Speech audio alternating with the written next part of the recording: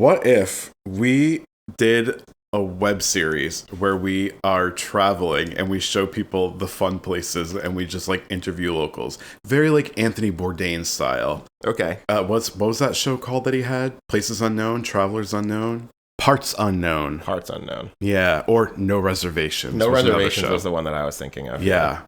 I think that would be fun. We also don't have to make it exotic. It could just be... Remember last year I was like, this year, in the year 2025, I'm going to be a weekend warrior and I'm going to go on to Southwest and book those cheap little flights to like a random fucking city in the US and do a tour. Sure. Like a flight from here to, I don't know, Louisville, Kentucky.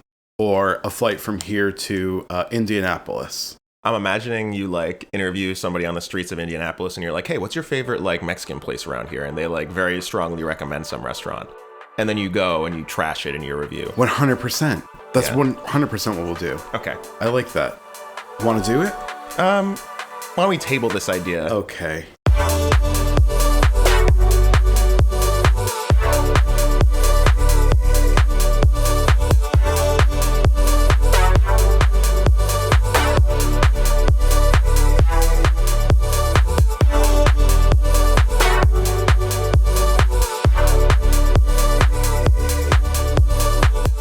From the mind of John Krasinski, Justin. And I'm a part of God's plan, Geoff. And welcome to Bants.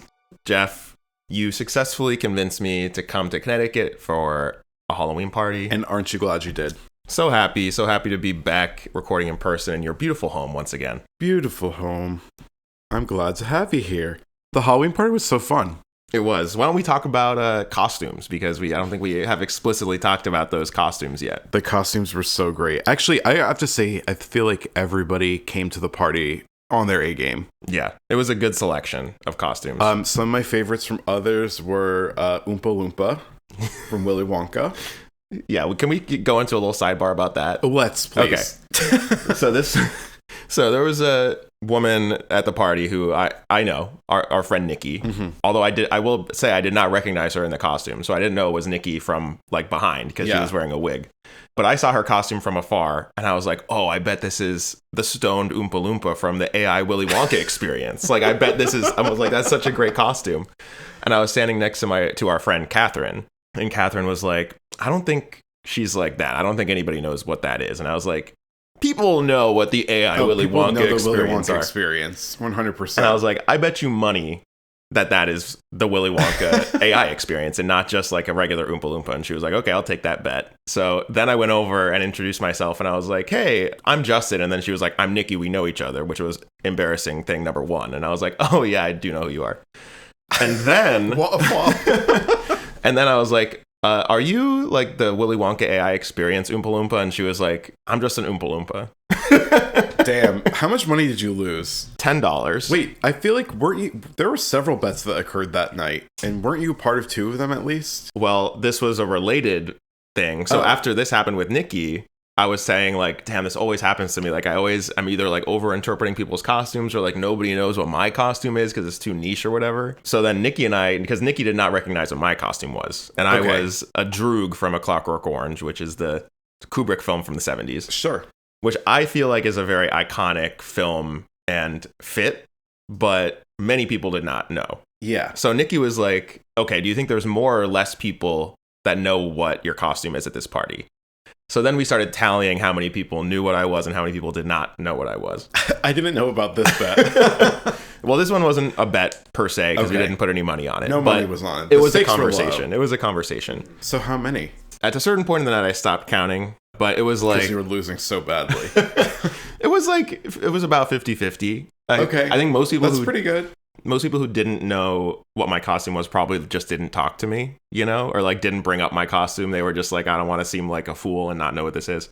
But there are many people who were like, oh, I love your costume. Like, that's cool. There was like, I think 8 people was the final tally. Okay. And I think we had counted like 5 or 6 people who had no idea what it was. I gotta tell you, there were way more than 16 people at that party, so I don't really think it was 50-50. It wasn't a full... it was. You didn't fully do a poll. Yes. Yeah, it was just a sample. It was not scientific. Yeah. Okay. But I think I did a pretty good job. And listen, I applied my own you look great. Fake lashes, so I'm very proud of myself on that one. I'm very proud of you too, Geoff. What was your costume? Well, we Why do you always do this? You talk about this like we don't know. All right, fine. Jeff, of course, listeners, was Aunt Gladys from Weapons. I sure was. And I can tell you that more people knew who you were than knew who I was, which is baffling to me because to me, Weapons is like monoculture of 2025. This is, I mean, we keep coming back to this, but it's just, I don't know if it's we are now older, our demographic just like doesn't know about things immediately anymore. Like it has to go to the Oscars and people 100%. Have to talk about it. Or please, if it's the Oscars, just, no one knows about that either. That's true. Or if it's just like everybody is so siloed that nobody knows anything, you know?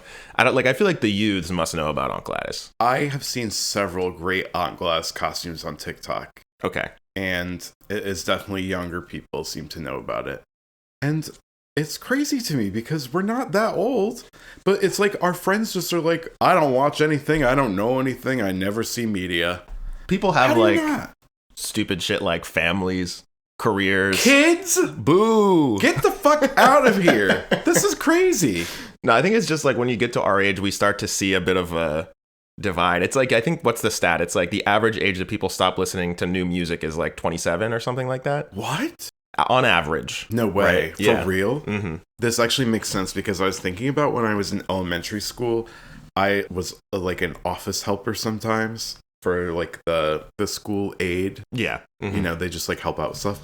Because like I would finish my work early, whatever. I was very smart when I was young. Not to brag. When you were young. Definitely didn't peak when I was young and in elementary school. But they would like send me down to the office to help like the office aides with their work. And this lady would always listen to the golden oldies. Yep. And it was like all music, you know, with like trumpets and stuff. And it was, you know, big band music. Mm-hmm. And I was like, when is this from? And she's like, oh, this is from when I was a kid. And it was like music from the 50s. And I just thought it was odd because like I asked her if she knew the Macarena. And she's like, I've never heard of this. And I was like, what? But it's true. I think people just stop listening. How? I think it's partially just because that was a very formative time of your life and you have like emotional connections with those songs, that music. But I also think it's just like other responsibilities take precedence over like trying to discover new media. Like what? You know that we don't relate to this. I don't. That's why we have this podcast. Never will. But I think that there is like a bit of a divergence that happens in like your late 20s, early 30s, where it's like some people are just like, I actually don't give a single fuck about anything new anymore. I'm just trying to sit here, you know?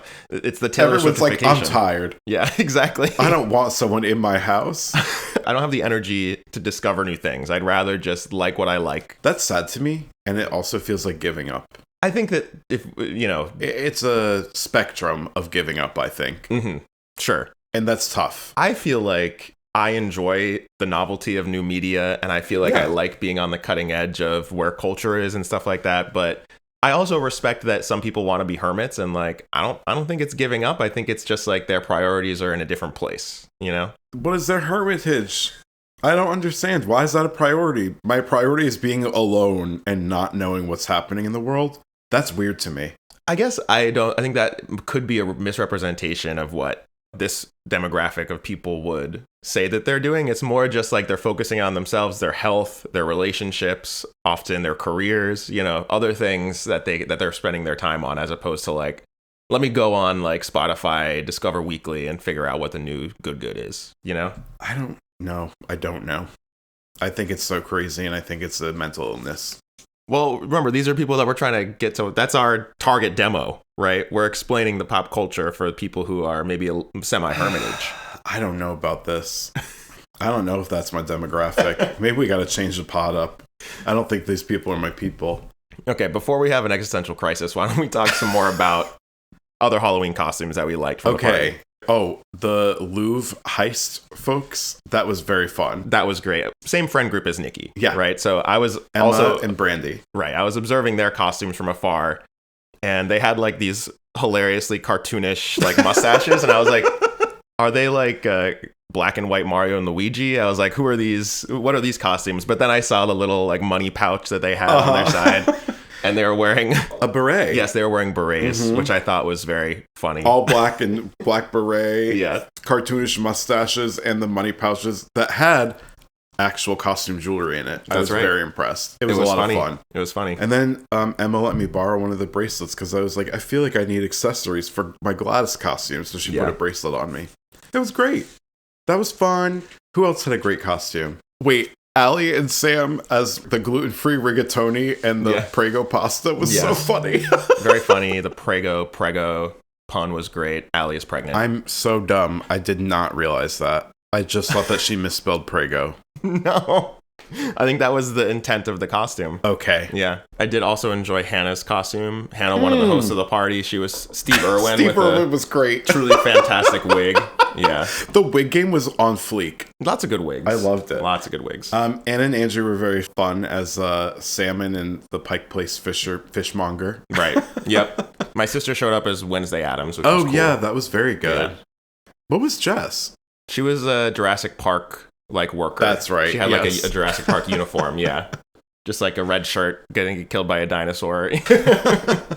Cash. Yeah, so it was a great party. We did some karaoke with this added twist, which was like themed karaoke. So every round we would have to pick a song with a theme, which I thought was pretty fun. That was so fun. Made me pick up some songs I hadn't sung before. And let's just have a moment of applause for Miss Faith Hill, who has absolute fucking bangers and is so slept on it's not funny. One of the themes was like the song has to have the word breathe in it or be about breathing. Mm-hmm. So your choice is it just called Breathe, Faith Hill? Yeah, I picked, I think Anna picked the song Breathe by Faith Hill. It was great, but she kind of gave up halfway through when she realized she didn't know the song. Pass the mic to me, as one does. It's a banger. I was like, damn, I forgot about this song. I remember at the party, I was like, I'm going to have to re-listen to this whole album because I was looking at the track list and I was like, it's all bangers. They are bangers, certified. But I have not revisited yet. Faith Hill was on an episode of, Ina Garten has a show that's been out for a couple of years now called Be My Guest. So she doesn't do her Barefoot Contessa cooking show anymore. She's like, that's too much effort and I'm old. Yeah. So she's like, I just want to talk to people and interview them and just like make a fun dish with them. So she always has like people come to her house in the Hamptons, which looks like a dream. And they just like spend the day with her. They cook together. They drink wine or whatever. Some of them don't drink. Mm-hmm. But Faith Hill was on it. And I was like, damn, she is still so fucking hot. And she's like pushing 60 and she looks so fucking good. Yeah. And she's like, I stopped dyeing my hair blonde because I don't give a fuck anymore. Beautiful, natural brunette. I think the world has enough like fake blondes in it. I think more brunettes need to like let their natural roots shine. Yeah, you know? I think the thing about women who are blonde, not naturally, is I think it becomes like a part of your persona, like your personality. And it's just hard to let that go, I think. It's less about the appearance and more about just like, I see myself as a blonde woman, you know? That's interesting that you think it has to do with personality. Like it's part of their personality. I kind of feel like it's just people get used to the way that they look and the way they want to show up in the world. That's what I mean. Personality is the wrong word. So I just mean like... Persona, like their essence, their identity. You know? Interesting. Yeah. All the blondes out there, show us their natural look. I want to see. Try it out for the next year or so. Do a buzz cut if you need to. Yeah.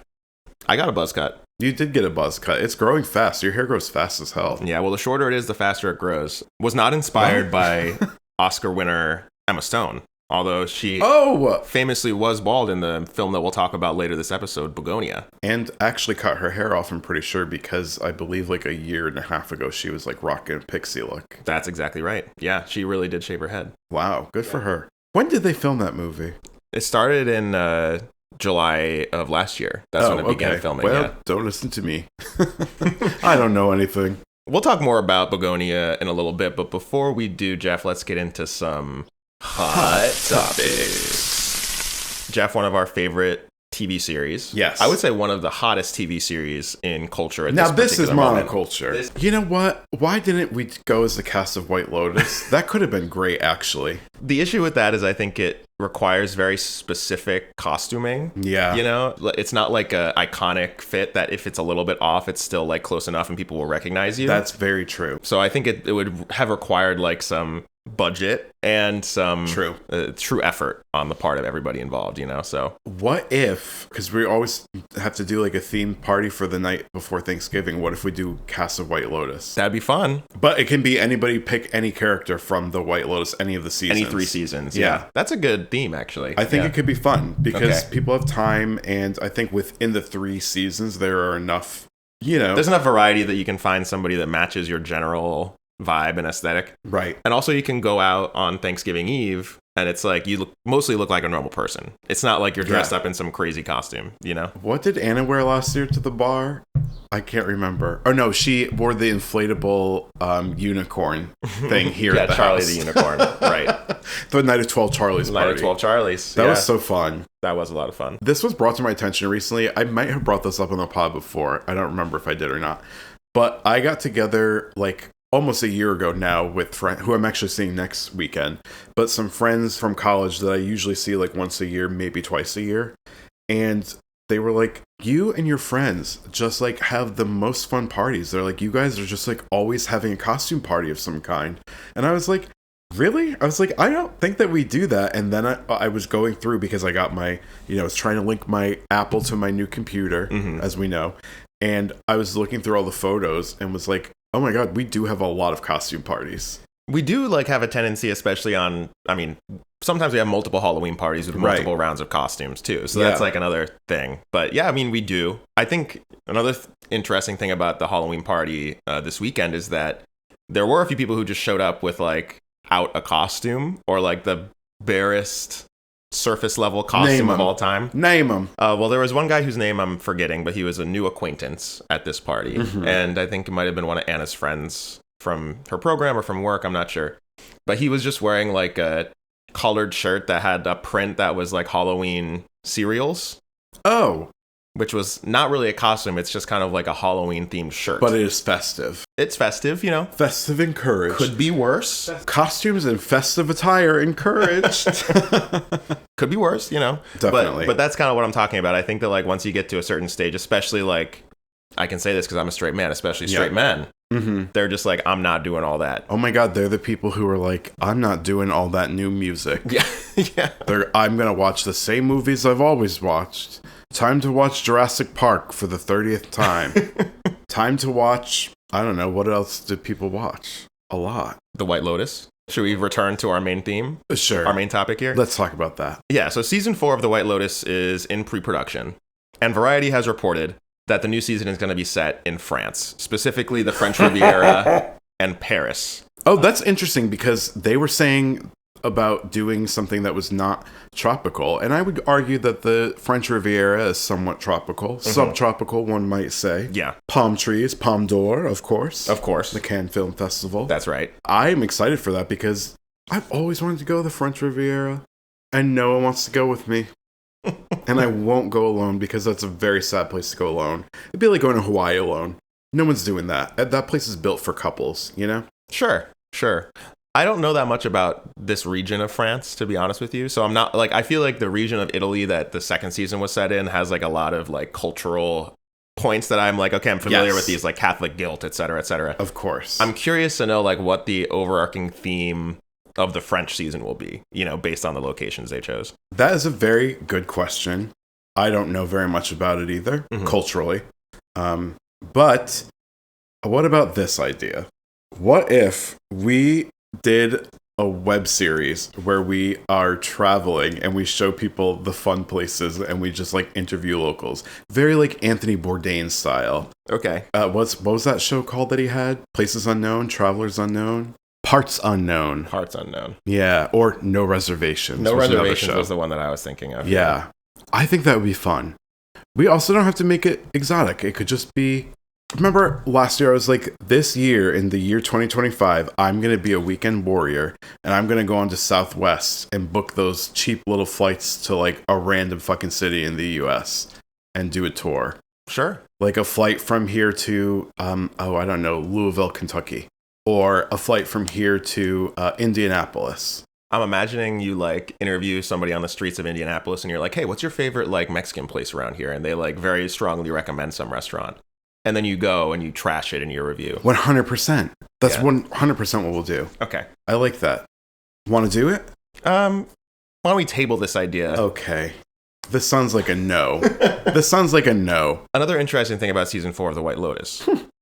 HBO has not renewed its contract with the 4 seasons. So they have not actually settled on a hotel for the new location of The White Lotus in the universe of the show. And they're exploring other luxury brands like the Ritz, among others. Justin, if you had to pick between the 4 seasons or the Ritz-Carlton, which would you choose and why?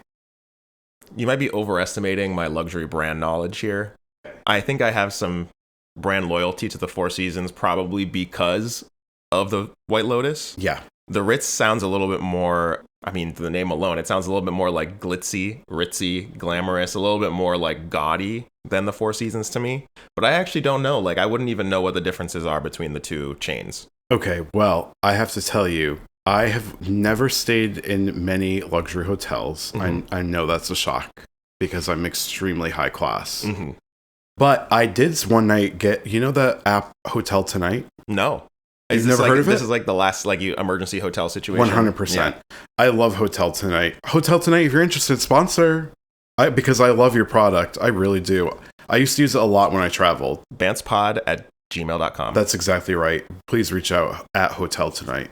We're going to say Hotel Tonight many times so that it shows up on the algo. Hotel Tonight. We love Hotel Tonight. Anyways, I stayed when I was in Philadelphia for work.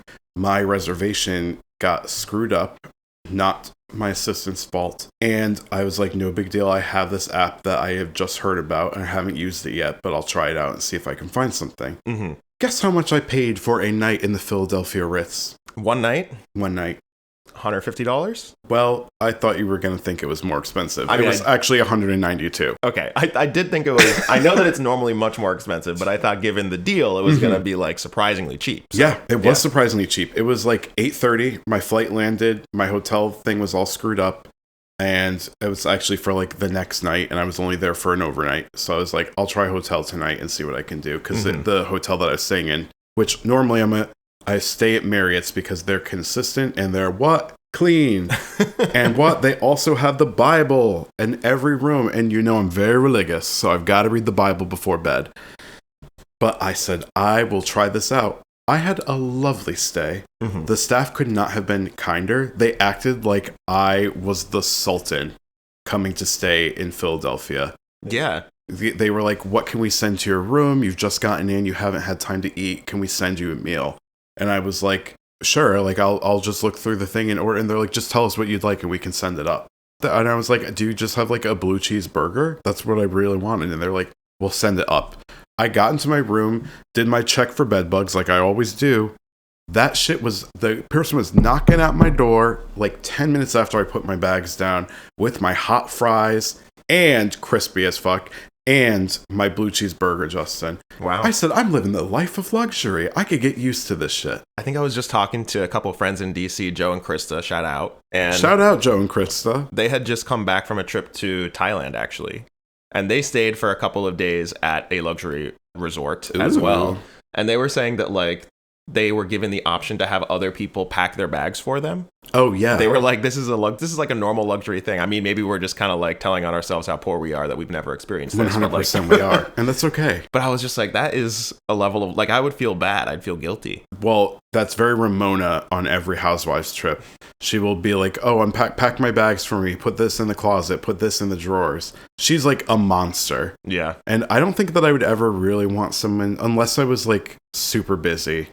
You know, because they always say time is money, right? So if I was like a huge executive and I'm like, I have a bunch of back-to-back meetings, and then I'd be like, sure, you can unpack my bag. I have a bunch of back-to-back meetings. I need to do my red light therapy for at least 5 hours today. Gotta have my red light therapy. And then I'm doing Krav Maga outside on my pool patio. Yes. That's exactly it. Yeah. What about turn down service? Have you ever had that when you're in a hotel? This is sounding familiar to me, but I have never experienced it. It's that thing of when they literally like pull down your bed sheets for you and like get it set so that you can just like slither right in after a long day's work.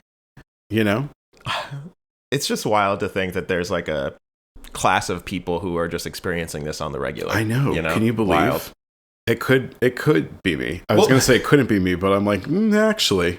I think I could get used to that. We'll circle back to this theme during our Bugonia discussion for sure. We will. But before we do, let's circle back to a previous hot topic that we've talked about on the pod. Miss Hayley Williams. Miss Hayley Williams and her album Ego Death at a Bachelorette Party, which sounds like both of us really have been enjoying the past few weeks. Yeah. I think it was a little bit over a week ago now that she released an additional song to add to the album called Good Old Days. Yeah, which I still haven't listened to, but tell me about it. I've listened to it. It's a nostalgic song about a lost love, like remembering some experiences with a partner, and, you know, even though it felt like hard times, Paramore reference. Love it. It was actually the good old days.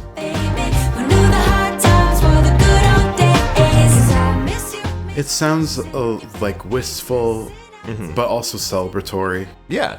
Could you sing it a little bit so I can try to really understand what it sounds like? I won't be doing that, but I'll surely put in a clip. Okay. But the reason we're kind of talking about this is not just because of the song. Sorry, when you said that, I'll put in a clip. It just reminded me of this SNL sketch where Kristen Wiig was playing like this like Norwegian talk show host, and she kept being like, "We have a clip." You actually don't need to be singing right now. Yeah. But yeah, so I think there's been a lot of discussion surrounding Hayley Williams and a relationship that we know that she had with Taylor York, who is a longtime member of Paramore. Paramore bandmate. That's right. So Hayley Williams, there's a long storied history behind Hayley and her relationships with other people in the band Paramore. After some of the original members of the band, Zach Farrow and Josh Farrow, left Paramore, this was during the Brand New Eyes era. After that album came out, they left the band. What year was that? Like 2010? 2009, okay. 2010, yeah, somewhere around there. There was a lot of rumors about Taylor York and Hayley being in a relationship. Long in the Paramore fan community, there were these rumors. During this same time, Hayley actually married the lead singer of New Found Glory, and a year later got divorced after allegations of infidelity on the part of her husband. Throughout that period, again, these rumors about her and Taylor York were kind of churning. It was only recently in, I think, 2022 that they came out publicly as like a couple. Whether or not they were in a relationship or had any romantic tension during the earlier period before 2022 was never like confirmed or denied, right? But after Ego Death at a Bachelorette Party came out, many songs on that album are breakup songs. Yeah. Right? Like Parachute is a breakup song. Disappearing Man, which actually has kind of turned into one of my favorite songs on the album. Has it? Yes. Is a breakup song. So this led to a lot of speculation like, oh no, are they broken up? And Taylor York on his Instagram started posting a lot of like, you know, this exact cryptic, type of story. Of course. Yeah. Like black background on white text stories being Love like, it. Talk your talk, like say whatever you want to say. Like, I don't have any problem with it, which, you know, it's kind of like it's like you're telling on yourself, girl. The questions that you're asking about my Instagram stories are kind of answered by my Instagram stories. Right. Type vibes. Yeah. So it seems pretty obvious that that's giving like middle-aged Facebook mom. Like, you know, Charlotte posted something about like, well, some people in the PTO meeting didn't want to hold this event, but I'm glad it turned out so well. And then it would be like Nancy's posting on her wall and like, people can say what they want, but you know, I speak my truth and I know what's best for the kids. This is just a classic issue in our society. I love little drama like that. People like passive aggressively posting about shit on Facebook. I love to talk about it, but if anybody is in a situation like this, always good rule of thumb, just don't post, you know? Don't post. But just never post. But also, please, if you feel compelled to, go ahead and post, because I'll be reading it. I love small town drama. And what is this but small town drama? Writ large. Exactly. I mean, I think we're in an era Writ large.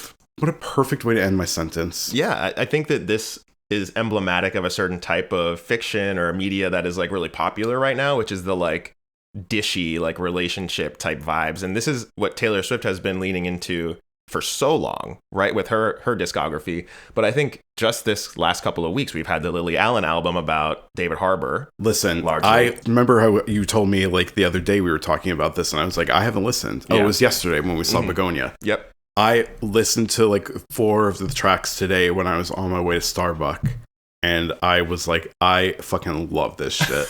This was like made for me. I think it's looking like we may do an episode on the album at some point. I kind of want to. Yeah. I really like the song Madeline, and I also loved Pussy Palace. I also saw a hilarious costume on TikTok of this girl dressed up as Lily Allen, but she was like wearing a gigantic cardboard castle and had like little cats all over that were Beanie Babies. It was so funny. Like a literal Pussy Palace. Yes, it was literally Pussy Palace.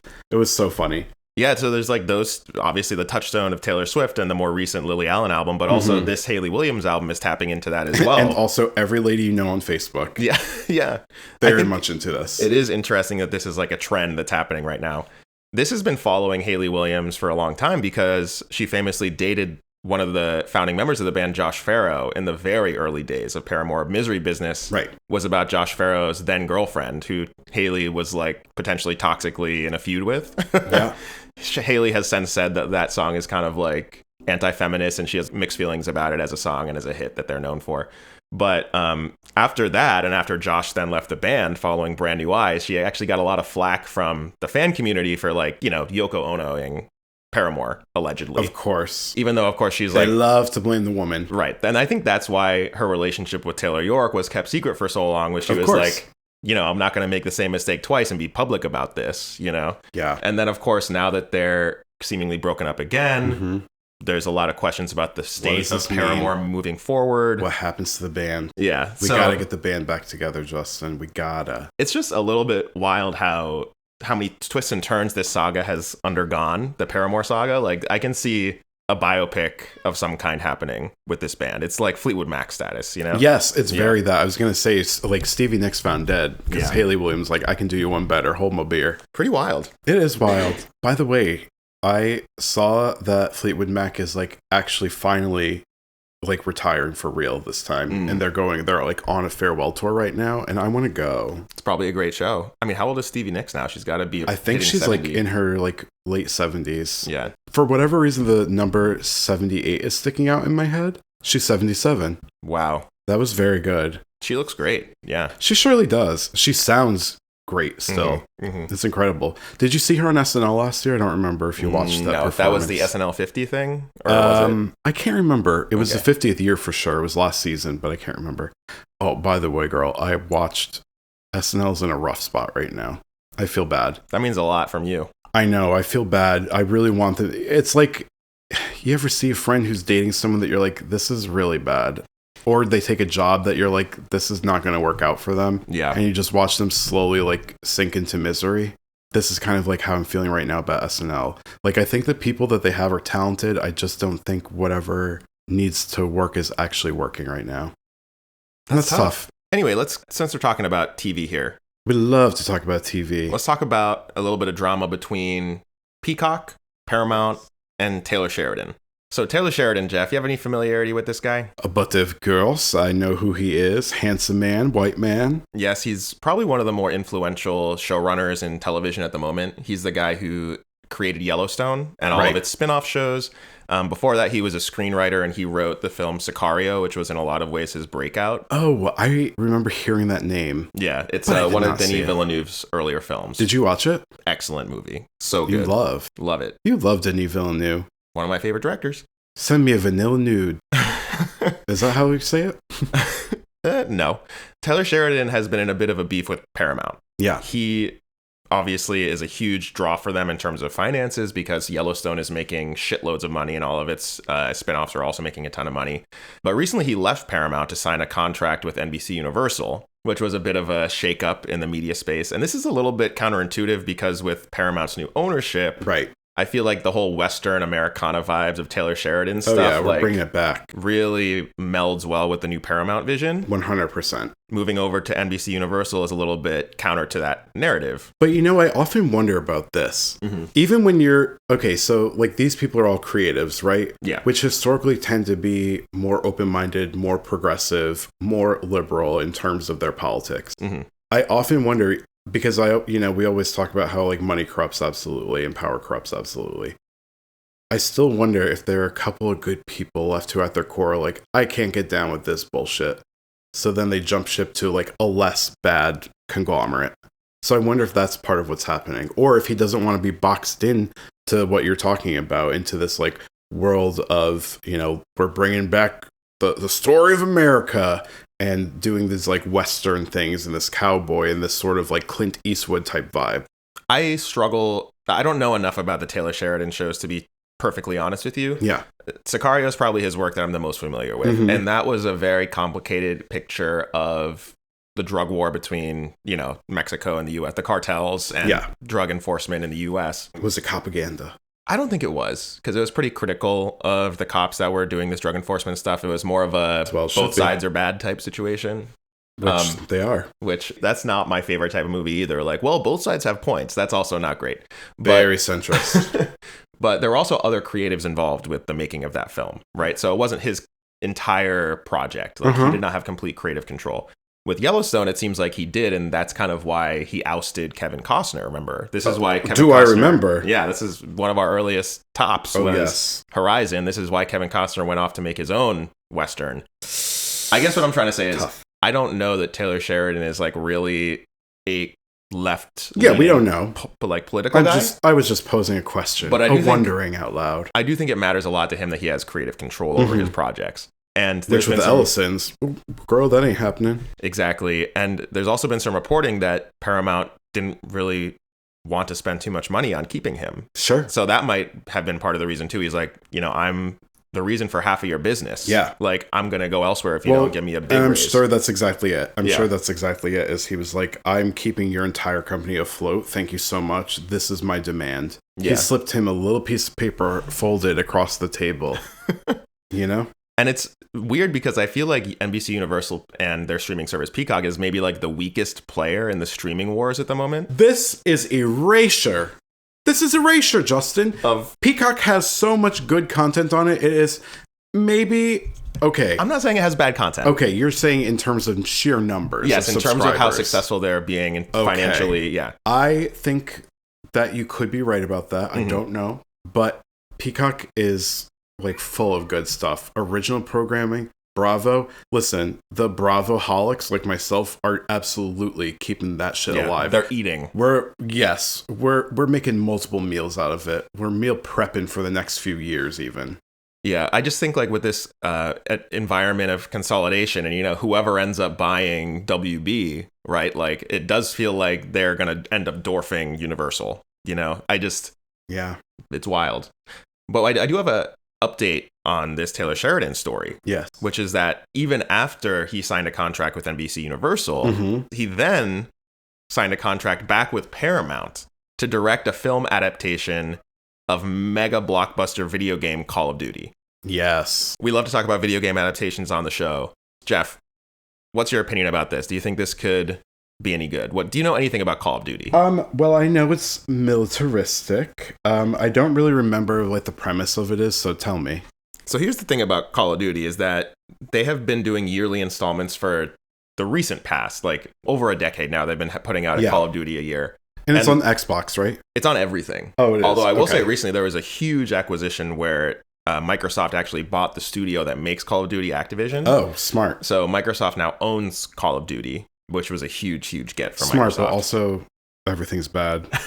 We need Bernie Sanders in 2008. Break up the banks. Yeah. But because they're putting out so many, it's basically just like taking warfare and placing it in different eras, whether that be like back in World War II, that was the original Call of Duty, was World War II.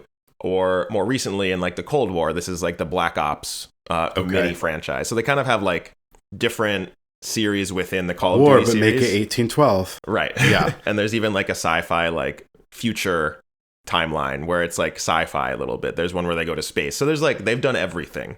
Right. Okay. But I think most of the reason why people play Call of Duty is for the multiplayer, where you're just kind of like shooting each other instead of like taking part in a story. It'll be interesting to see where they decide to set the film, because you need a narrative, obviously. Right. There's a lot to draw from in the series. My guess would be, I think Black Ops is generally the most well-liked campaigns in the series, which are these kind of like conspiracy thrillers set in the Cold War. Obviously, that is like a format of film that we're familiar with and that we know, that Taylor Sheridan would probably be good at writing. I do think, though, this runs the risk of being like, is this just a war movie with a Call of Duty skin on it? Yeah. Because I don't think that Call of Duty has many notable characters that people outside of like the Call of Duty players would recognize. It's not like Mario or like Pokemon. Exactly. You know what I mean? It's not like a true IP in that you have like original creations. Right. It's kind of just like, oh, well, here's a soldier. Yeah, who could be anybody. Yeah, and what they do in the games is they'll hire like one really big name actor to play like a villain usually, and then that villain will be gone in the next installment. So like back in the day before his deserved cancellation, Kevin Spacey played a villain in the Call of Duty series. I think that Kit Harington was a big star of a Call of Duty game relatively recently. So they'll get like one big Hollywood face to put in the campaign as a villain, and they kill him off, and then it's like on to the next year. That is fascinating. I feel like the best version of this is that they kind of what you said is that they just have like a wartime movie that is well done and just has like Call of Duty, like you said, skin placed on it. To use your video game terminology. But like, I can't imagine that if they try to like use the characters that exist already and those actors, that it would work out super well. It just seems odd.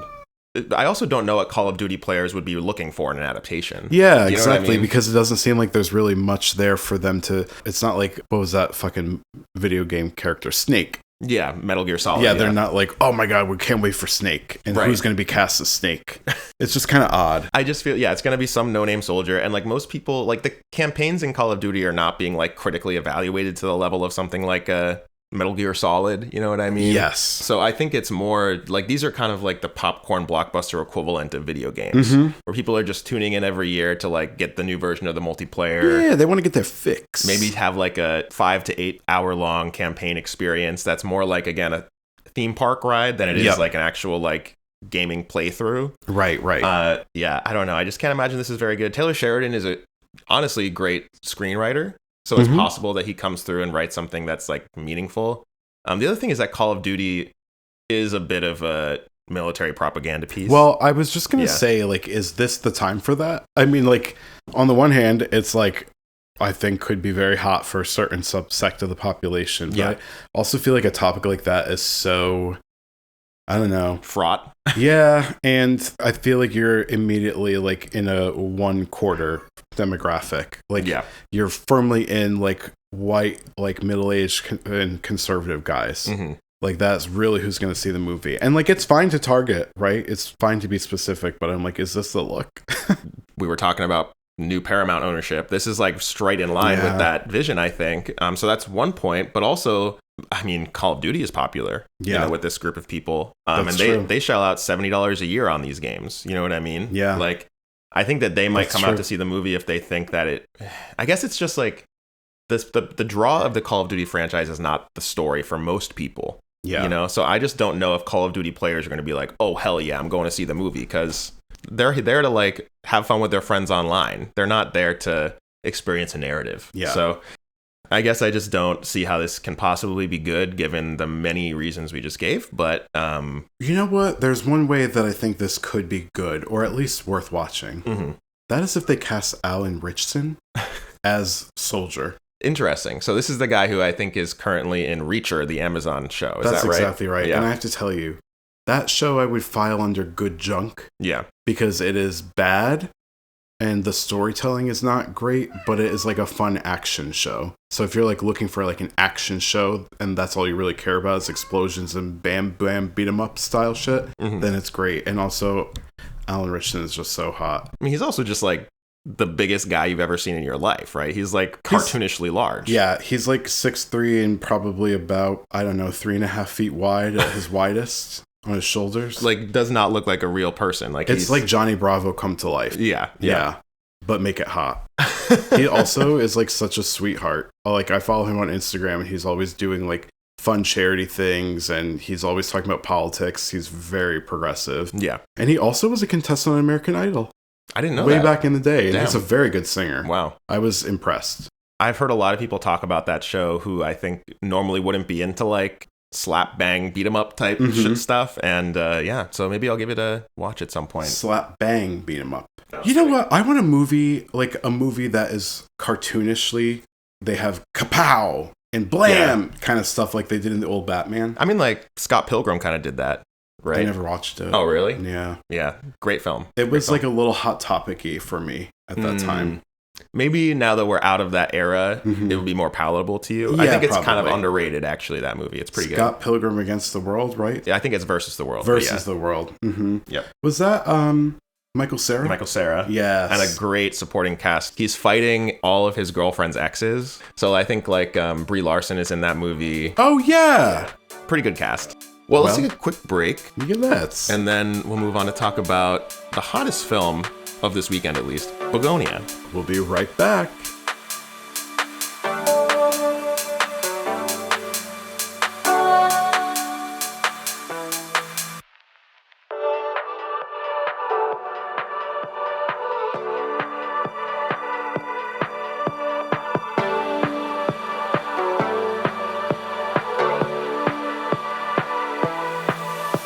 And we're back. We're so back, and we're so here to talk about a really interesting film that we both watched yesterday. It was certainly interesting. And that film is called Bugonia. That's right. So Bugonia, this is the 10th film from notorious Greek director Yorgos Lanthimos. This is the guy who directed Poor Things and The Favorite. Mm-hmm. This movie, Bugonia, is based on a 2003 South Korean film called Save the Green Planet. It was written by Will Tracy, who's the former editor-in-chief of The Onion. Fun fact, which I think I didn't know that does align with some of the sensibilities of this film. And it's produced by Ari Aster, who's one of my favorite directors. You love Ari Aster. Has now come into the producing game. Mother! Very interesting partnership there. This is Lanthimos' fourth straight film starring Emma Stone, who, of course, I would say one of our best actresses. 100%. Maybe the best actor of her generation. Yeah, I agree. She won Best Actress in 2023 for her role in Poor Things, which, of course, was also directed by Lanthimos. Mm-hmm. This is Lanthimos' second consecutive film starring Jesse Plemons, because Jesse Plemons also starred in his latest film before this, Kinds of Kindness. And the premise of this film is that a character named Teddy, played by Plemons, recruits his neurodivergent cousin Don to kidnap Michelle, who is played by Emma Stone. He believes that Michelle is an alien sent to Earth to destroy humanity. What an insane premise. It's a wild premise. Yeah, everybody that I've told, I talked to a couple people yesterday who were like, oh, what did you see? And I was like, oh, I saw Bugonia. They're like, what's it about? And I said, well, it's about two guys who kind of live in the outskirts of Atlanta who find this executive and are convinced that she's an alien, so they kidnap her to, do testing on her. Mm-hmm. And they're like, what? I mean, when I saw the trailer, I was like, listen, I'm hooked. Yeah. Well, the thing about Yorgos is that he's always going to have an insane idea. And he's going to just really deliver every time on that idea, whether it's good or bad. So let's talk about the movie and your overall thoughts, Geoff. So what did you think of the movie? What were your high level takeaways when you exited the theater? Yes, high level takeaways were it was a true work of art because it was fascinating and disturbing. Mm-hmm. And what is art but to disturb the comfortable? True. The acting was incredible. I think it was beautifully filmed. I loved the subversion of expectations that continued throughout the film. Mm-hmm. At no time until the last 5 minutes of the film, last 10 minutes of the film, was I certain that I knew what the truth of the situation was. Right. It really kept me on my toes, Justin. How did you feel about Yorgos' films before this? And what have you seen? Did you have high expectations for this coming in? Well, I saw The Favorite. And I really loved that movie. That was my first film of his that I ever saw. And the second film of his that I watched was the film that you had just mentioned that Emma Stone starred in previous to this. Kinds of Kindness? Nope, sorry. Poor Things? Poor Things. Poor Things was a tough film for me. Interesting. What I liked about it was that he was really good about creating a very specific world. It almost reminded me of Tim Burton. Because I just watched A Nightmare Before Christmas this weekend for Halloween, and I was marveling at kind of the through line of Tim Burton, which got me thinking about the through line of directors.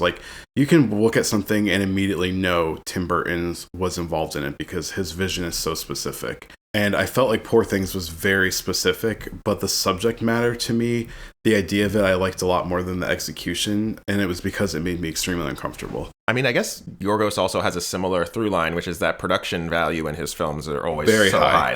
I shouldn't say even production value, production design. Yeah. Just the way that he fleshes out his worlds, it feels consistent internally and lived in and just weird. He's a very strange director. 100%. Interestingly, I feel like Poor Things might be one of his more mainstream films because even though the subject matter is strange and it's a high concept idea, the arc of Emma Stone's character in that movie is a very traditional coming of age, happy ending type arc. Yeah. Right? Bugonia is not that. Yes. This movie is, I would say, bleak if you think about it. And I think that was my biggest issue with the movie was it's kind of slightly doomery outlook on humanity.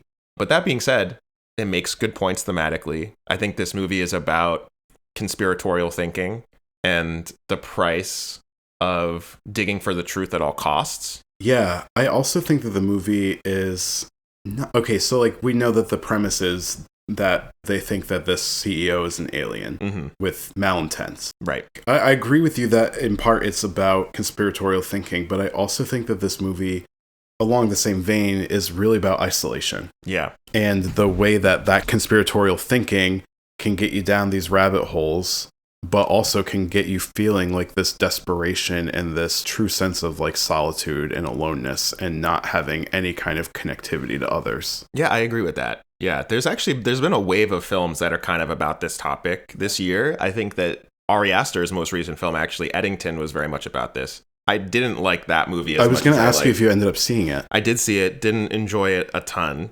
because as bleak as Bugonia is, Eddington is far bleaker. And I do think that Eddington directly maps kind of the two sides of the conflict there onto political parties. Yeah.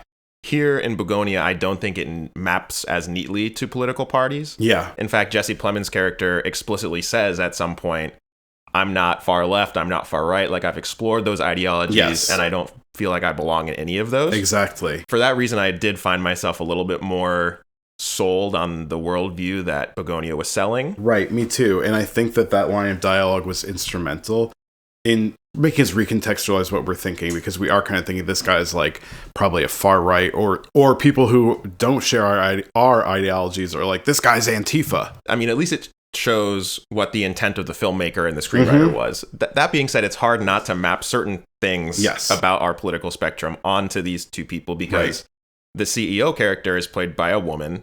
At the beginning of the movie, she's recording a training about diversity, equity, and inclusion. Love that scene. So I think that, like, if you have a negative view on DEI, for example, you might be like, oh, she's like, this is the woke liberal CEO, So I do think there is a little bit of that in there, but I think the movie is very skillful at saying Emma Stone's character is not a well-meaning, progressive person. Yes. It's clear from the beginning that she is like, whether or not she's an alien, which we'll let you know when we get into spoilers, whether or not she's an alien, she is like not one of us. Yes. Right? The opening of the film features Jesse Plemons' character. We get an intro to him. And then we get an intro to Emma Stone's character. And in her intro, she's doing things that a normal person does not do. She wakes up at 4:30 a.m. She immediately works out, runs on her like expensive high-level treadmill with a VO2 max monitor on her face. She does red light therapy in a mask, which makes her look very alien-like, actually. I found very funny because Brandy has a similar red light mask that she wears. And every time she comes out with it, I'm always like, because it's a little bit scary. They are a little Michael Myers-y. Yes. It reminds me of that episode of The Office that when Dwight cuts the face off of the CPR dummy. Yeah. CPR dummy. It's explicitly telling you, like, this is not one of you, right? Yeah. Whether or not she's an alien, like, literally, biologically, she is an alien in that her life is not like a normal person's. Something that I was struck by in the film and in those opening scenes was, again, the feeling of isolation, because it was like she is in this gigantic house that's like very starkly decorated. It's very modern looking. She's doing all the things you described. And aside from the scene where she's like training I think it's Cobb McGraw, but I'm not a martial arts expert, so I don't know.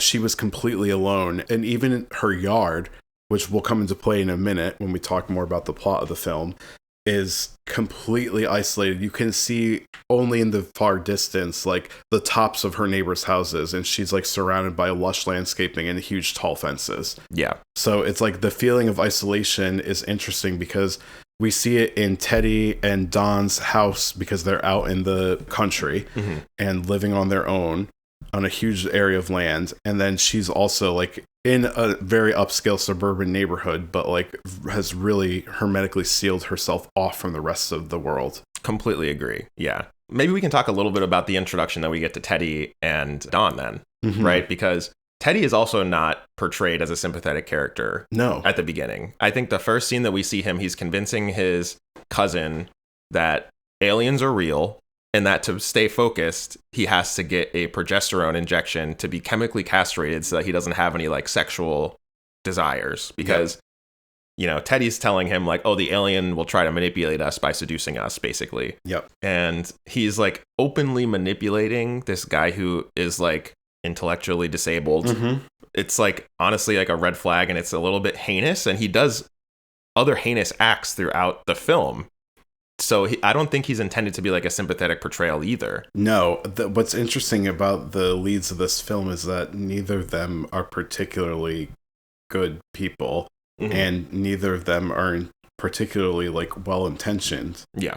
In their minds, they are. In the minds, they are, the heroes of this whatever situation they are in, but they're truly both villainous in different ways. Yeah, and I do think that is, again, why I felt a little bit uneasy. Not even because we're going to get into how this is kind of like a gory and like kind of fucked up thriller as well. And on that level, it's fucked up. But yeah, in terms of its worldview, its depiction of humanity here is kind of like these two characters being emblems of either you are the rich and powerful and you're so separated from people that you just like don't understand them. Yeah, totally out of touch. Everything that you're saying is a lie. Like it's everything is politics, everything is advertising. Like nothing that you say is actually genuinely engaging with the human you're talking to. It's all just trying to game out how you can win in this situation, right? Like that's Emma Stone's character, 100%. Michelle. On the other hand, you have Teddy, who is so locked into his particular worldview and his hunt for the truth, right? And the reason why he feels so strongly that he has to hunt for the truth is because he interacts with people like Michelle, who are never giving him anything that is true, right? There's a great scene, artifice. Right. There's a great scene in the basement after he's captured Michelle where she's like, listen, I'm going to be straight up with you. She's not being straight up, but she's like, I'm going to be straight up with you. You are caught up in a rabbit hole, an internet rabbit hole where you've been listening to podcasts, you've been radicalized, and why don't we just talk as people? And he like knows those talking points. And he's like, I've read all the think pieces in the New York Times that you have read about internet wormholes. I get it. I'm not going to be swayed by you. You know? And it's because all of those think pieces are, you could argue, in the same vein as Michelle's character's like politicking. Right? It's less about actually communicating with people on like a real honest level and more about just like what is palatable to people. How can I win in this situation? It doesn't speak to what Teddy's actual real motivation is in finding the truth. Right. I think on like a entertainment level, I think like if you come into this movie as like a normie, I think like the first like 4/5 of the movie is still going to be very effective, right? Because it's an extremely effective mystery in that, like you said, my mind changed like 4 or 5 times. About whether or not I thought that Michelle was an alien. Right. Like I truly did not know until the very end. And there's like this sense of escalating tension that Yorgos cultivates that I think is like really, really effective. And there's a lot of fucked up moments that happen that have like an oh shit type reaction in the theater. You know? So I think that even if you're not into like Yorgos being kind of like that weird dude that we all know he is, at a very basic level, this is also like a very entertaining thriller. Yeah, 100%. I can't imagine watching this movie and not being like, I have to finish this. It's like you're so locked in and there is so much escalating tension. There is so much deepening mystery, and I'm always like looking at situations and trying to plot out possible courses for like what's the reality or what could happen next. So it's I think in that way, it's an extremely compelling film. So why don't we get into some spoilers about what goes on in the later half and the ending, which I think is really wild. So I would say if you haven't seen the movie yet, definitely recommend it. And come back after you've seen it because the ending is definitely worth discussing. What's up, team? Editor Justin here. If you want to skip spoilers, you can head right over to 1:24:15. Let's get back to the show. Spoilers abound, F-slurs. Okay, so after they capture Michelle, there's a series of escalating experiments, so to speak, where Teddy tries to get Michelle to admit that she's an alien. And they do different tests on her. I mean, one of those like horrific things that Teddy does is like the electrocution scene. That was insane. I mean, absolutely. I couldn't actually like visibly watch it. It was hard enough to hear. It was torture. Right? Like it was horrifying. Teddy says after the quote unquote experiment, he's like, oh no, this is like a member of the leadership of the Andromedons. That's the name of the alien species, right? That he believes exists. And he's like, no, this is a leader. This is like somebody very close to the emperor of the aliens or whatever. And you're like, what the fuck is going on here? It's like very bizarre. the act of the torture itself is so horrible. And I think that actually we haven't talked much about Don as a character. Mm-hmm. But Don actually is kind of like the everyman, like the straight man in the scenario, because he's being manipulated by both Teddy and Michelle. Teddy is manipulating him to be untrustful of Michelle, and Michelle is like appealing to his humanity. Michelle is like, you know that I'm not an alien, and he's like torturing me, and the only reason why the torture stopped with the electrocution was because Don pulled the plug, literally. Right. Okay, I also was like, I think the voltage of the electricity that was like flowing through her when Don finally pulled the plug was like 400 volts. Yeah. I don't know anything about electrocution and electricity, but doesn't that seem like that would kill you? I mean, that's what Don seemed scared of. He was like, you're going to kill her, you know? Don was clearly concerned that she was going to die. And this is one of those things where, like, maybe if I had a better knowledge of electrical, like, systems, I would have clocked it sooner what the real answer was. But the movie keeps showing you these, like, tiny pieces of evidence that, hey, maybe this is a little bit weird. Maybe she is the alien. And then quickly switches back to, like, but that's like, it's like plausible deniability, right? It never gives you quite enough to fall on one side or the other. But we do find out after a particularly horrifying scene, after Michelle essentially convinces Don that Teddy's about to be arrested. And Don commits suicide by shotgun, unexpectedly. And there's a great scene where Emma Stone delivers like an incredible Jesus fucking Christ line after that happens. Something that's interesting is that, again, whether or not she's an alien, she is a lizard person, right? Like, even after Don kills himself, she's still kind of just like, you know, Jesus fucking Christ, that's unexpected, but it's mostly just an obstacle for her. There's not like a human angle to it. There was not a great amount of emotion behind it. Right. It wasn't like empathy. It was more like, holy fucking shit, this is such a fucked up situation. Yeah. And I think that's when the curtain really started to fall, because after Don kills himself and she escapes from her handcuffs, she has the opportunity to escape, right? So we're like, okay, she's going to escape. But then she actually sees a hidden compartment in the basement that she's being held in. And she finds there that Teddy has actually had other victims of the same torture that she went through. Other people he's believed were also Andromedon aliens. Right. And, you know, in your head, this is like, now we're talking, what, the last half an hour of the movie, last 45 minutes of the movie? Like last half hour, Yeah. And at this time, things start to move fast. Yeah, the pace of this movie just like truly picks up at this point. It becomes a real runaway train, which I think is for the better, because I think if I had more time to sit and think about it, I would have been like, why didn't she escape? This is insane. Exactly. Brilliant filmmaking decision. In my head, when I'm watching it, I'm like, oh, well, maybe this is like a power thing for her. Like, maybe she wants to get more evidence that, you know, this guy's insane. He's a serial killer. But then Teddy returns home after, by the way, killing his own mom. Again, under manipulation from Michelle. Yep. She convinces him that his mom, who is like basically being kept alive by ventilators, is a subject of an Andromedon experiment, and that the solution to end this experiment is a medication of some kind that she carries around in the back of her car, which Teddy has in their yard, and it's hidden in a bottle of antifreeze. Antifreeze. So she convinces him that he needs to take the bottle of antifreeze and put it into his mother's IV at the like nursing home that she lives in, or palliative care home she lives in, and that will end the experiment. And all that it ends up doing, of course, is killing her.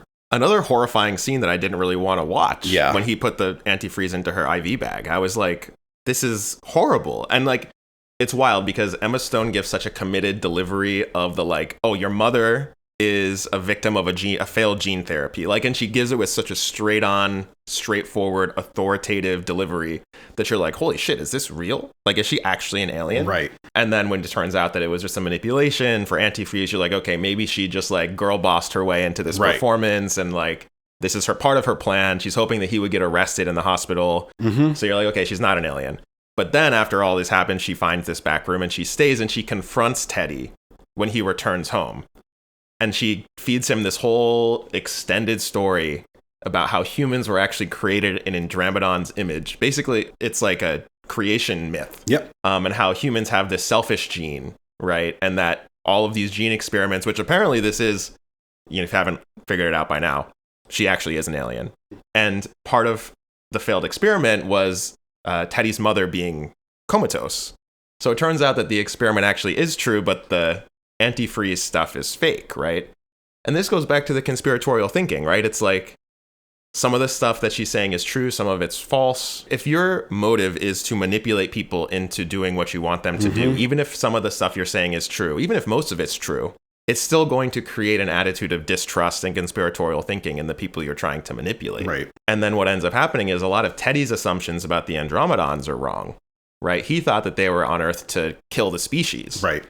But it turns out they're actually on Earth to try and, quote unquote, save the species in the same way that humans are trying to save the bees, right? Like, this is like the overarching metaphor of the film, is that humanity is going through a colony collapse disorder type thing in the same way that bees are in our, real life. So it just it's kind of like a very bleak understanding of class dynamics and of communication. And I think you're right about the isolation point of view, because this isolation only exacerbates the problem. Right. Exactly. Yeah. Well, that's part of, I think, why they used the imagery of the bees at the beginning and the end of the movie so much, is because, you see that there are these tiny creatures that are a part of a collective whole working together. And, Emma Stone kind of mentions that Teddy is so interested or fascinated by the bees, but that he is not living his life like a true appreciator of the bees would, which is to like be a part of society, to like contribute, to, try to be involved, working together, and not be isolated into these like paranoid kind of ways of thinking. But I think what's interesting is that Emma Stone's character, Michelle, she sees herself as the queen bee, literally. Right. Like her in the metaphor that she gives to Teddy, like she's the queen, right? And that makes sense in the context of these aliens literally are holding humanity in the palms of their hands. We learn later that they have the technological ability to literally wipe out all of humanity with the pinprick, basically. Once Emma Stone escapes the dregs of Earth, escapes Teddy's torture, she goes back up to her mothership, which what's wild is that Teddy was actually largely right about many things. About almost all of it. Including like the shape and structure of the ship. Yep. Which, wild. But because of the way that he tortured her, it seems like, Michelle decides, humanity isn't worth saving. Yes.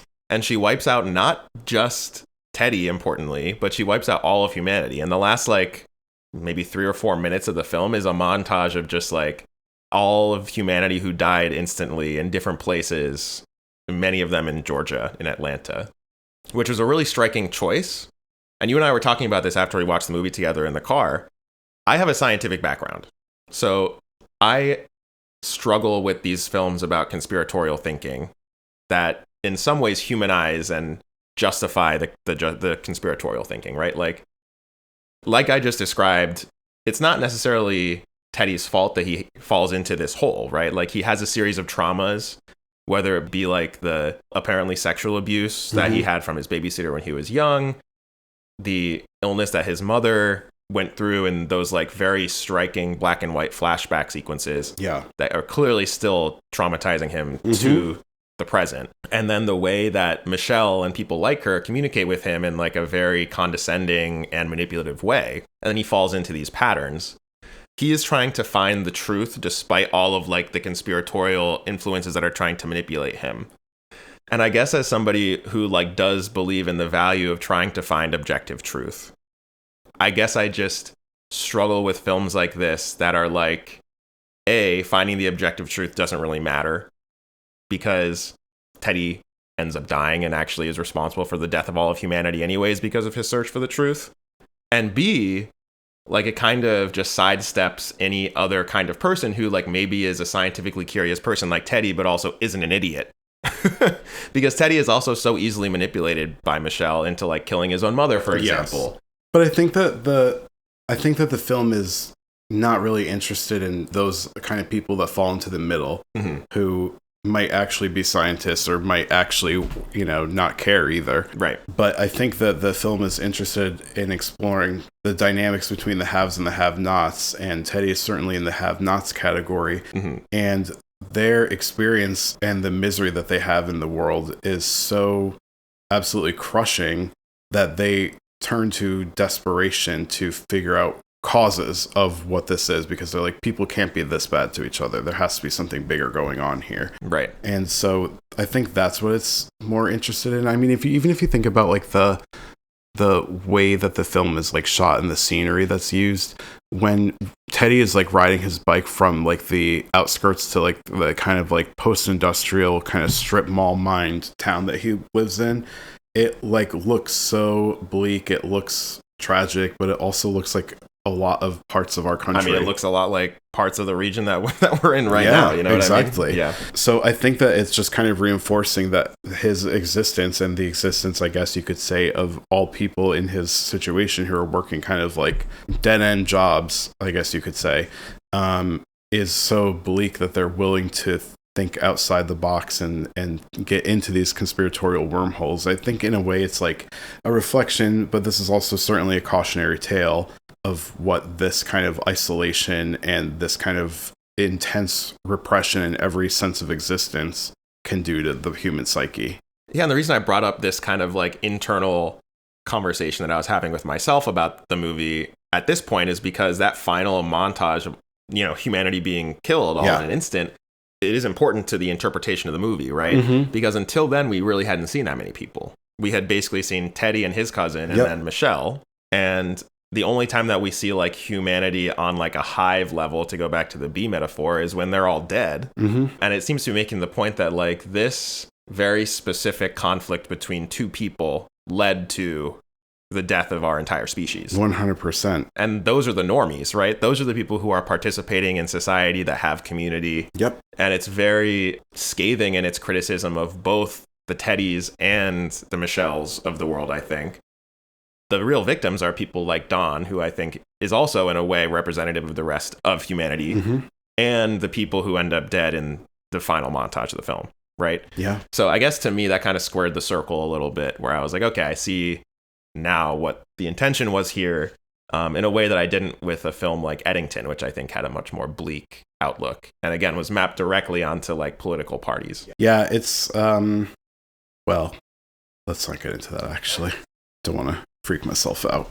It's interesting because I've also recently watched, this is probably what you're referring to, watched A House Full of Dynamite, which is about nuclear war. Stop! I watched Fail Safe, which is an old 1960s movie about nuclear war. No. It's hard not to see that parallel, right? I don't like it. And the way that everything has become kind of like Twitter, where it's like the person who you're interfacing with, or they're not even interfacing with, the takes that you're seeing are like the worst people you've ever met, because those are what gets surfaced on Twitter. Yeah. Right?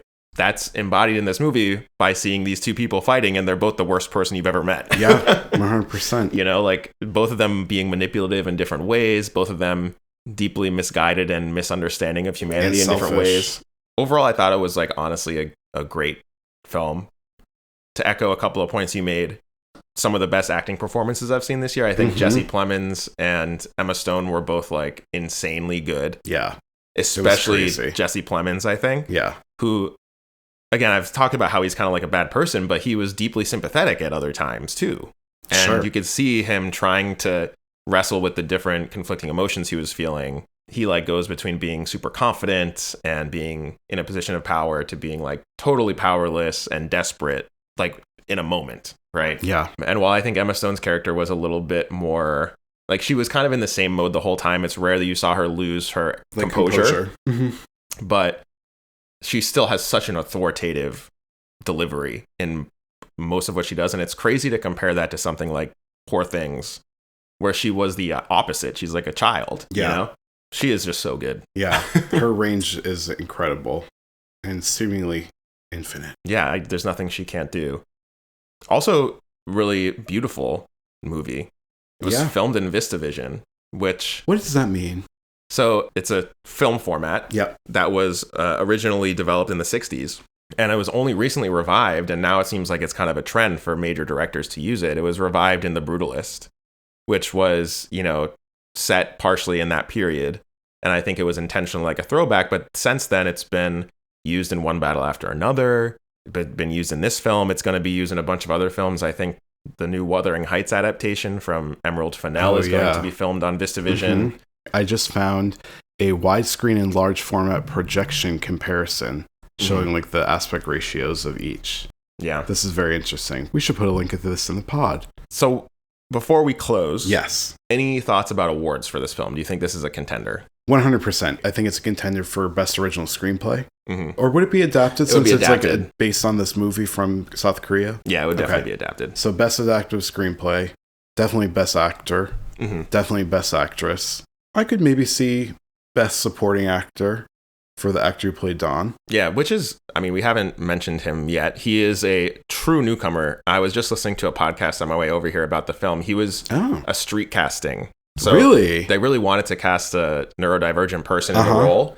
So the casting director just found him. His name is Aiden Delbis. They just found him on the street, and it was a street casting job. Wow. Yeah. That's amazing. And he's 19. He is really good. He was also very in the good. film. Yeah, I think very believable and so sympathetic. Yeah. Like, I just found him to be the real victim of the movie, to go back to what we were just talking about. Yes, 100%. He was like the person in the middle. Mm-hmm. Alicia Silverstone made such an interesting casting choice for the mom.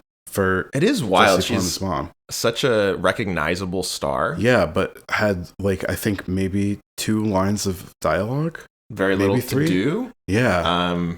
So it was just fascinating that they chose her for this film. I mean, there's really not that many people in this movie, so maybe they just had the budget to spare, and they were like, "Well, let's get Alicia Silverstone." I think there was like 5 real cast members, and there were like a lot of people that like either had tiny lines, like people who worked in Michelle's office. Yeah, or the shipping room where Teddy worked. Yeah. Yep. I think his colleague who had the hand issue. Right. Yeah. I mean, the cast for this film was extremely small. I think it could definitely get Best Director and probably Picture of the Year too. Yeah, I guess it's Best a little Picture. bit like, I think Poor Things did so well because it was kind of like a heartwarming tale despite the weirdness of that movie. Yeah.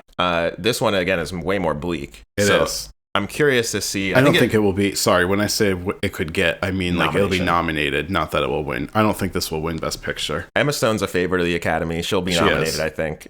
I doubt she'll win because A, she just won, and B, this is a bit more of a weird movie and a darker movie than has usually won. Jesse Plemons, I think, has a better argument for Best Actor in this film. Yeah, oh yeah. His part is a little bit more nuanced.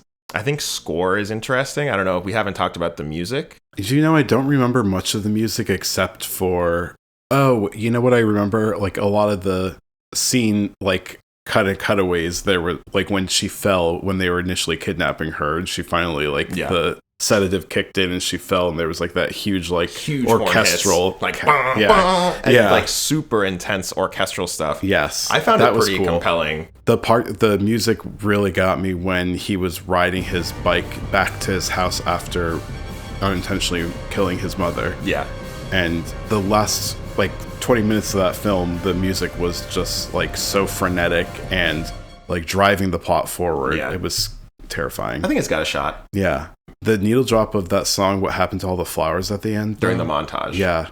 Yeah. Really good. Very effective. Also want to mention, this is not related to awards, but I do also want to mention the alien segment, which I thought was so deliciously good. Yeah. I love the production design. So kooky, sci-fi, like Labyrinth style. Yeah.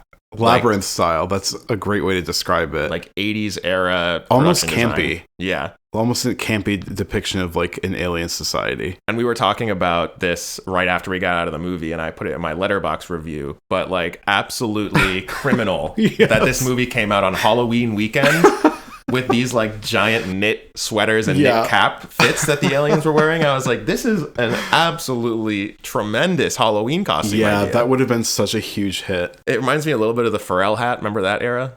Like the giant hat that he wore. I kind of do. It reminded me of Midsommar. Yes. Okay. The outfit Similar. that the May Queen wore was sort of like a parallel to like these outfits. I do wonder if the costume designer was like inspired by that or potentially worked on that film. So weird. Just like a weird choice. So fun and cool, I think. There was a lot of weird choices in this film, but I think that they really worked well because they were so bold. And you know what was interesting about this film compared to something like Poor Things? Like I did mention before that I think that Yorgos Lanthimos is really good at world building. I think that's one of his strengths as a director. And it was interesting going from something like Poor Things, which was so phantasmagoric and eccentric, to something like this film, Bugonia, which has to be based in reality for it to work. Yeah. And so like this world definitely felt more lived in, but he still did a really great job of like portraying our real world existence in a way that was befitting of the story and like tied together the narrative. Yeah, I mean, I think this might be I haven't seen all of his films, but of the films that I've seen, this is the most our world that he's ever portrayed. Like you said, mostly he's doing fantastical films or films that are really heightened in some way. And here, the only like heightened scenes are the alien spaceship scenes, and then the kind of interlude black and white flashbacks, which seem to be kind of more like a impressionistic view of Teddy's trauma. Yeah. And those also, I think, were so striking and really anxiety-inducing, and they felt cool. like fever dreams. Yes, like I mean, nightmares. There's this image that scene. It's sticking with me. I keep thinking back to that scene with those acupuncture needles that are like 3 feet long. Yeah. On Alicia Silverstone in the bathtub. It's such a striking image. And it reminds me a little bit of, God, what's that horror movie with the guy that has the pins on his face? It's like Hellraiser? Hellraiser, that's it. Yeah, it reminded me a lot of Hellraiser. Deeply effective imagery, I think. And that's something that Lanthimos is incredibly good at. Mm-hmm. Yeah, so those are my last thoughts. Do you have anything you want to add? I would love a lot of people to see this movie. Let's talk about box office. Looking at some numbers, Bugonia looks like it's in number 2 at the box office. Black Phone 2, which is a horror movie that came out last weekend, was number 1. Makes sense. This is Halloween weekend, so people want to see a scary movie. Bugonia was in second place with 1.8 million, which is not a lot of money. No, definitely not. You know, I think this is a tough weekend for a movie to come out because it is unusual, I think, for Halloween to actually fall on a weekend. Yeah. And so for it to fall on a weekend, especially during this time when there are a lot of people who aren't working, Yep. And there are also a lot of people who are looking for an escape, seeing a movie about, with a kind of nihilistic view of humanity, or nihilistic is not the word. A cynical outlook about humanity is kind of not the vibe that most people are looking for. Yeah. I mean, before I saw this number, I was going to say, actually, our theater was packed. Our theater was. At 2:00 on opening weekend. Yes. So it wasn't like... That said, we were in an area that I think is different than a lot of the country. It was a relatively affluent town. Independent cinema, and it was a lot of people who were a lot older than us that were there. Of like the kind of prestige Oscar contenders that are coming out this fall, Bugonia is one of the more buzzy ones. Like I've heard people who are not really big in keeping up with like cutting edge cinema talking about it as like something they wanted to see. So it's a little bit of a bummer. It's not doing as hot as I thought it was. It could be a sleeper though. It could build. Yeah, we'll see. We will see. And you know, it had buzz because it won some awards already. In different film festivals, the Venice Film Festival, and at some other smaller film festivals like Montclair, Miss Clock, Gotham. It's either been nominated or won different things for screenwriting and for feature film. So, and the other thing that's interesting about this is that Yorgos Lanthimos has like a following now. Like there are a lot of people who will go see every film he does because they're a fan of his work. Right. Also, later in the season, I bet we'll see like this get kind of bumped up. I bet that they'll put more money into the marketing given the like slow kind of opening weekend, which it was a slow opening weekend all around. Right. But I think that Focus Features will probably put some more money into promotion around the real nominations time for awards season. Yeah, and quick correction, the around 1 million number that I gave earlier was actually just for Halloween. Oh, so for Friday. Okay. Which was opening night. Yeah. So for the whole weekend, it is looking at 4.4 million for the weekend. Yeah. Which is slightly better. Definitely. 1 million would have been a little bit bleak.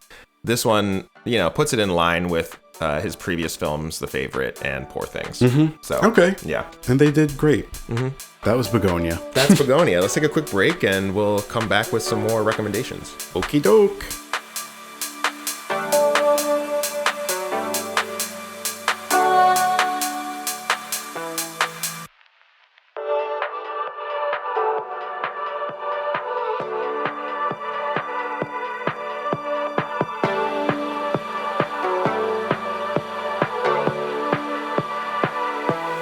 And we're back. We're so back. Well, Justin, Bugonia was a great film. Bugonia. I just think that Yorgos Lanthimos is just always a good time at the movie. Well, I don't know about good time, but a kind of weird, fucked up time. Yeah. There's always a time. It's entertaining, it's fucked up, and I like that about him. Yeah, I like that about him too. Yeah. Great film. I would love for lots of people to watch it, and I hope that the message of the film kind of sticks with them. Yeah, I hope so. I do think there is a potential for a bit of a Wolf of Wall Street taxi driver thing to happen with this one, where they're people like, just wait, this is aspirational. Exactly. People just completely misinterpret the movie. And that would be tough. Yeah. Let's hope that doesn't happen. But things that are not tough are often good. True. And I would like to know, Justin, what is good for you this week? Well, Geoff, I guess I've been reading books with somewhat of a theme this October. I have talked about The Name of the Rose on the pod before. Mm-hmm. On my Amtrak train ride to Connecticut, which was in the quiet car, I did read almost the entirety of a new book, which is called Nicked. That's Nicked. Okay. And that's written by M.T. Anderson. So this is another ecclesiastical book about the Catholic Church. It's set in 1087. So this is like a few hundred years before the events. You're really into these medieval tales right now. The Name of the Rose. Yeah, I am. I'm enjoying them. Okay. This was a very chaotic period in the Middle Ages. This was when the Byzantine Empire was like completely collapsing. The Turks were taking over in much of the Mediterranean region. Mm-hmm. This book is set in Bari. I hope that's how you pronounce it. It's an Italian city. And a plague is currently ravaging the city of Bari. Which one? I don't know. Probably, the Black Plague. There is a monk called Nicephorus who is in the abbey that's located in Bari. And he has a dream about the Saint Nicholas of Christmas fame. You familiar with this guy? Me and jolly old St. Nicholas go way back. So this gives the leadership of the city, who are now controlled by these like greedy merchant class. Mm-hmm. They're like, ooh, this is a great pretext to plan a heist of St. Nicholas's body, because this is the era of Christianity and Catholicism where all of these like Catholic artifacts are a huge draw for tourism. Yep. People will pay to come see them. And it's great for like the wallets of these merchants, it's right? ripe for a scam, honey. Exactly. So they plan this heist, and Nicephorus has to go along because he's like the guy who brings it some air of legitimacy, because he's like the religious guy that says like, oh, God wanted us to steal miracle. The bones. Right. Yeah. So he's there. There's also like a bunch of very Ocean's 11-esque characters that come to form the team, right? I love it. There's like a military type who's like very stoic, and he is like, we're just going to go in and like batter the walls in and just steal the body by force. Mm-hmm. There's also kind of like a roguish, handsome Aladdin type that is clearly Turkish, but he's like, no, I promise I'm Christian. Even though he's definitely not. Yeah. And he's kind of just the expert thief. So he's kind of like, everybody needs to loosen up. We're just trying to steal some bones here, okay? And then Nicephorus is like, but what if my dream wasn't, he's like so he's worried. In his head about this. Exactly. He's in his head about it. And he's never really left the Abbey. So he's like, oh, God. Really he's sheltered. Yes, he's very sheltered. Yeah. And there's also a first mate, like a right-hand man of that thief, who is like a dog-human hybrid. So this is not like a historical fiction per se. It's more like all of the tales and the contemporaneous accounts from this era are like taken as truth. Okay. And because this is like the Middle Ages, there's all kinds of weird shit going on, right? Like a lot of these miracles that the Catholic artifacts seemingly cause, it seems like in the book they actually happened, right? Okay. And there's like multiple different gods that potentially have power in this region, because again, this is an era when there was a lot of different wars happening between different factions based on their religion, right? Islam is spreading, Christianity is kind of on the decline in certain parts of the world. So like all of these gods have their own powers. It's almost like a Game of Thrones-esque world, but based on actual history. Exactly. Which is a really interesting tone, I think. The old gods and the new. So this is a very different tone than The Name of the Rose. The Name of the Rose was like a mostly scholarly murder mystery. This is like a swashbuckling action adventure. Like within the first 50 pages, they like get the team together, and then there's a naval battle because they're trying to sail from Bari to Lycia, which is in what is now a part of Turkey. Yep.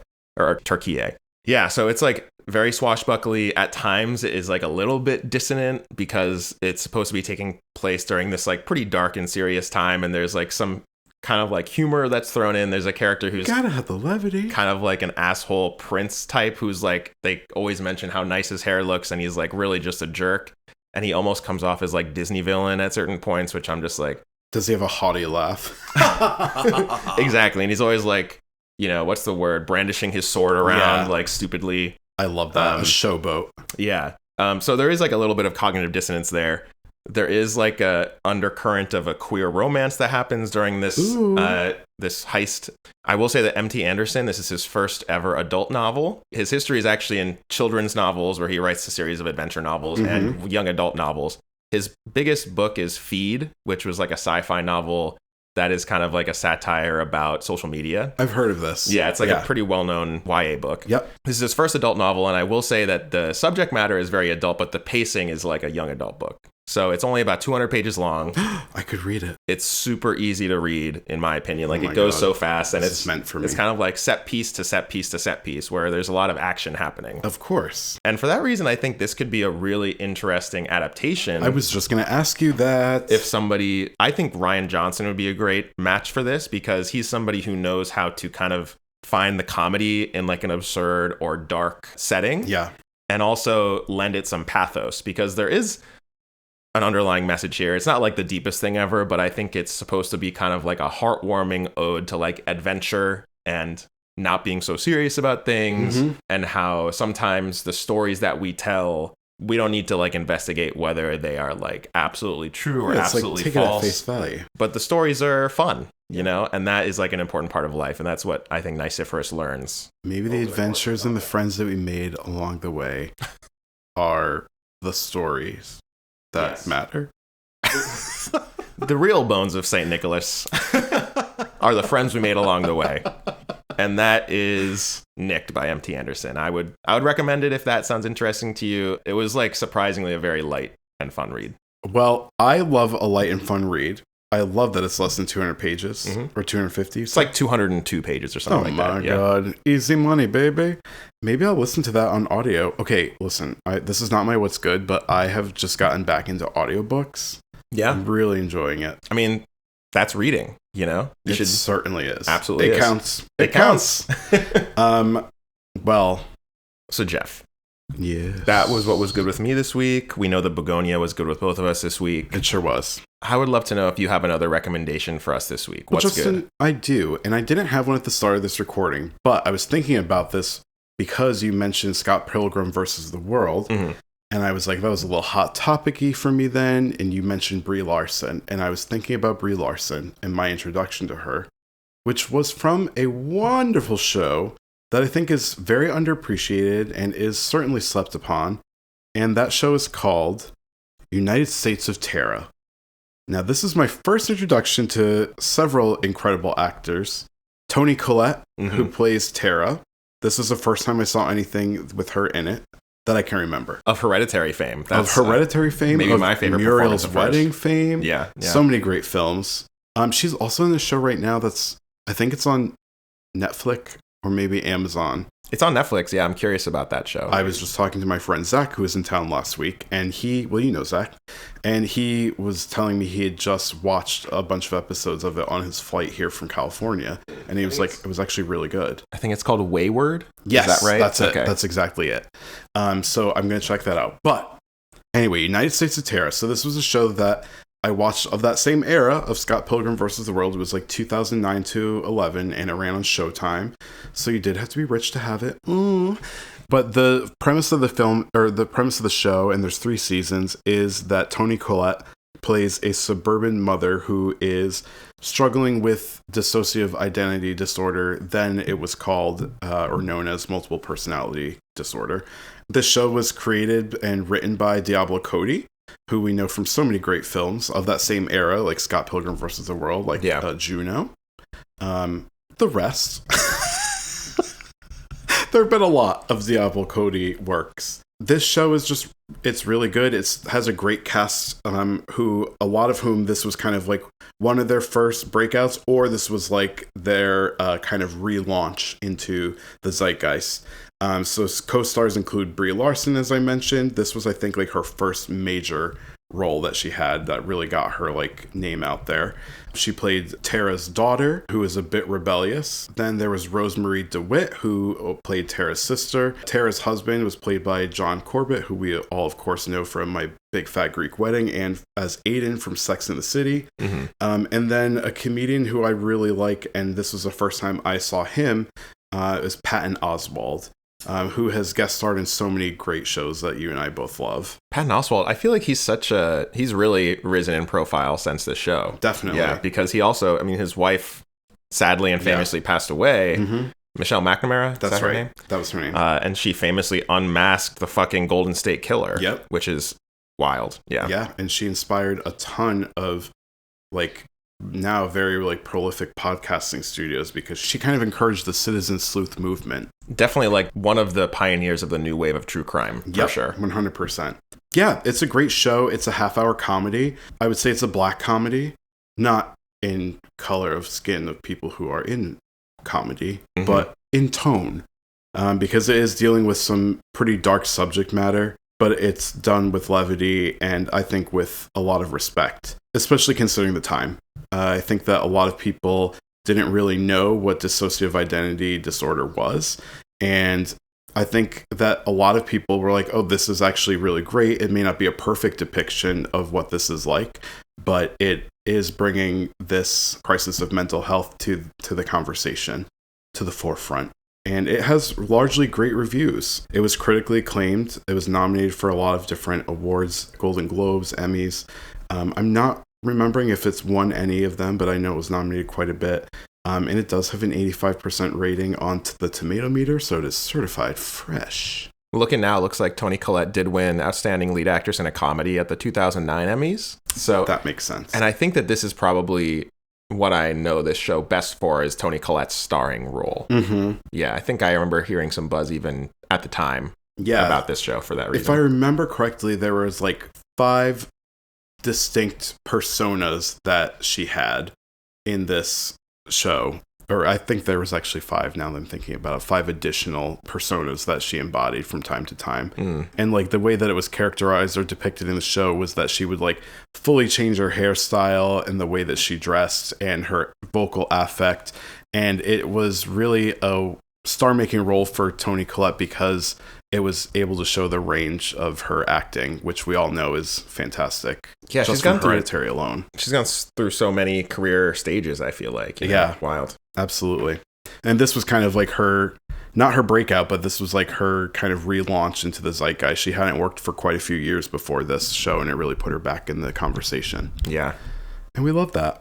So I believe that you can stream this a few different places. One is Paramount, and I also think that you can stream it on Fandango. If you have a Fandango account, which I do, because I buy my movie tickets through there sometimes. So check it out, United States of Tara. Well, Geoff, this has been a fantastic episode. A great ep, as always. Love an in-person recording. Love to be able to watch the topic of our episode at the same time in the same theater together. Good times. Community, that's what it's all so about. Important. Everybody stay connected. And speaking of community, if you have the ability to, I would encourage everybody to donate generously to their local food banks. There are a lot of people who are not getting benefits that they rely on to feed themselves and their families. So if you have the ability to, please donate to local food pantries, local food banks, soup kitchens, any place that is providing kind of basic goods and services to people in your locality is really important to support. Yeah, we'll put links in the show notes for food banks that are local to us, so DC and Southeastern Connecticut. And then if there's a centralized resource I can find for other places, I'll be sure to add that to the show notes as well. For sure. So until next time, stay connected, and we'll see you later. Bye. This has been Bants with Geoff and Justin. Bants is created and produced by Jeff Taylor and me, Justin Benavides. Graphic design by Jeff Taylor. Editing by Justin Benavides. The theme music for Bants is the track Nebraska With You by Sam Day and is provided by No Copyright Sounds. Email us at bantspod@gmail.com with any questions or recommendations or just to say hi. If you like the podcast, rate and review us on Apple or Spotify and tell your friends. Bye. Bye.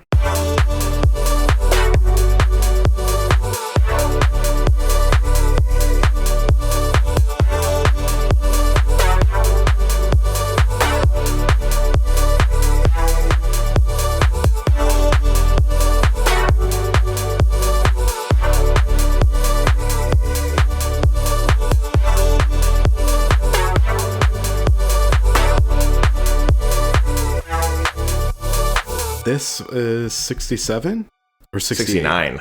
69. Damn, I didn't even make a 69 joke. Fuck. Missed up.